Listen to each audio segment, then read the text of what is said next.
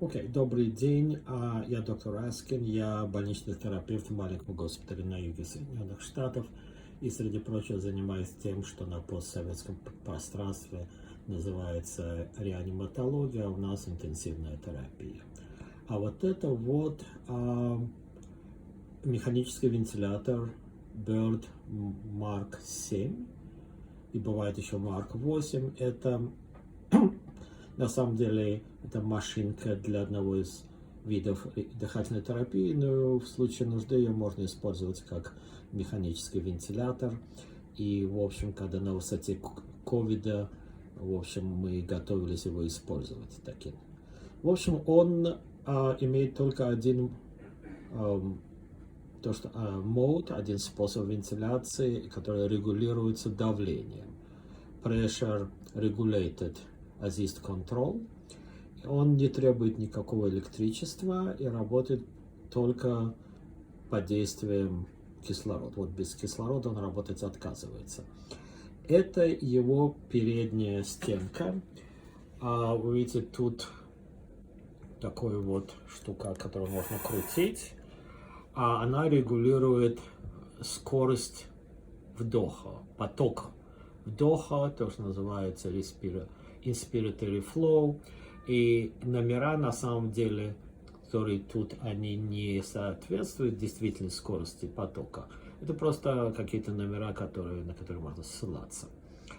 То есть, если вот это сейчас выключено, то есть, если я ставлю на цифру 35, до 30-35, то скорость потока, то есть вдох будет происходить где-то за секунду-полторы. Вот. А следующая эта штука, которую можно загнать внутрь или вытащить, она регулирует подсос воздуха и, в общем, изменяет другие параметры. Внизу эта штука, это другая ручка, которую можно крутить, которая регулирует время то есть время выдоха, то есть время до следующего вдоха. И, в общем, этой ручкой можно регулировать частоту дыхания. Если чем больше времени потребуется для завершения вдоха, тем реже частота дыхания. Я тут зафиксировал положение ручки, в котором машина дает от 12 до 14 дыханий в минуту. Так, но эта штука, которая показывает манометр, показывает давление, и синяя часть это положительное давление, а розовая отрицательное, и, в общем, отрицательное бывает, когда пациент дышит сам. На боковой стенке тут есть регулятор давления.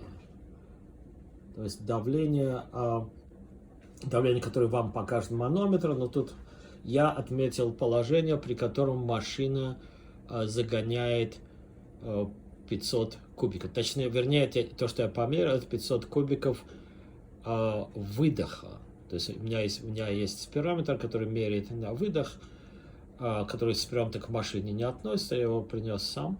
Но, в общем, я знаю, что при таком давлении, около 20, машина будет давать, по-видимому, около 600 кубиков, поскольку будет разница между вдыхательным объемом и выдыхательным, существует на какие-то потери в системе.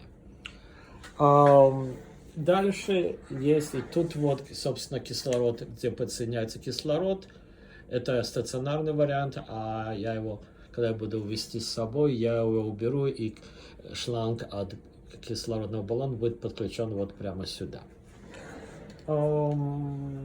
Тут на левой стенке находится регулятор, который я не знаю, как он на самом деле научно называется, но в принципе он регулирует при самостоятельно дышащем больном, регулирует как тяжело или легко это дышать. И, в общем, чтобы машина начала работать как вентилятор, его надо опустить вот это положение или еще вниз. Потому что если... Сейчас вам покажу. То есть я его включаю. Если я поднимаю в этот момент наверх, то сопротивление, то в общем, что-то там меняется, что машина, в общем, дает гораздо более редкие дыхания или вообще перестает работать. Поэтому я ее держу вот где-то вот здесь. Вот. Ну вот, в общем, собственно говоря, вот и все. Это она требует довольно больших усилий изначально, чтобы посмотреть, как это ее можно будет регулировать. Ну, в общем, она вполне работает.